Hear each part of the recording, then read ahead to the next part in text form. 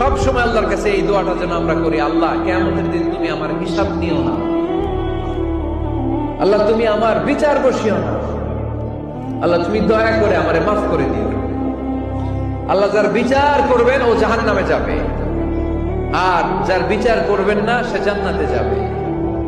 আল্লাহ যদি বিচার করে আর পাই টু পাই হিসাব নেয়, নামাজ পড়লি না কেন, রোজা রাখলি না কেন, মিথ্যা বললি কেন, খাদ্যে ভেজাল দিলি কেন, মাছে ফরমালিন দিলি কেন, যৌতুক খাইলি কেন, ঘুষ খাইলি কেন, উল্টাপাল্টা করলি কেন, জিনা করলি কেন, একটার পর একটা প্রশ্ন বানে যদি সেই ভয়ঙ্কর দিনে আল্লাহ আমাদেরকে জর্জরিত করে, আমাদের কোন উত্তর আছে?